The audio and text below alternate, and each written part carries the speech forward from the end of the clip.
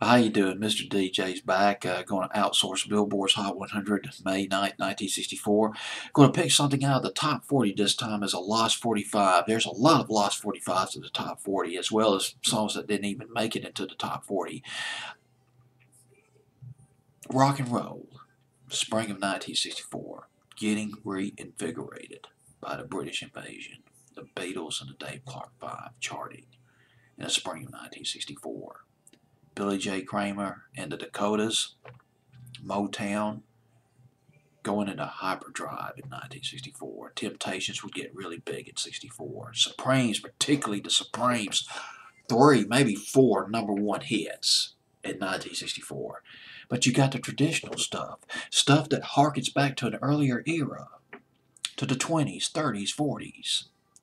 Hello, Dolly by Louis Armstrong at number 1 that week, May 9, 1964. And at number 15, another traditional piece of music, an instrumental, Robert Maxwell, his harp and orchestra at number 15 on Billboard's Hot 100. Harp player Robert Maxwell, Shangri-La. Very talented harp player.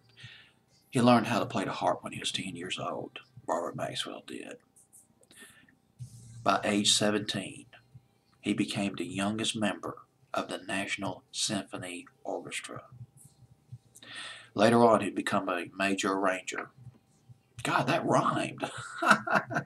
Well, he became an arranger. He composed music to Little Dipper, Ebb Tide.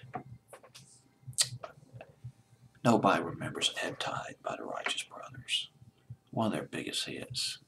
Right up there with Unchained Melody, but you don't hear Ebb Tide on the oldie stations anymore. Ebb Tide was originally done. Robert Maxwell wrote the music to it. A guy named Carl Sigmund wrote the lyrics to Ebb Tide. Frank Sinatra covered the song. So did the Platters, Vic Damone, and Roy Hamilton. The Righteous Brothers, though, had the huge hit with it in 1966. Produced by Phil Spector. Lead singer, Bobby Hatfield. And he also wrote the music Robert Maxwell did to Shangri-La. Originally done in 1957 by the Four Coins. And then Robert Maxwell did the instrumental version of Shangri-La, spring 1964. But instead of featuring the harp, it's the organ that's featured in the solo. Got the organ solo going in this record as opposed to having a harp. Robert Maxwell, his harp and orchestra, Shangri-La, number 15, week of May 9th, 1964.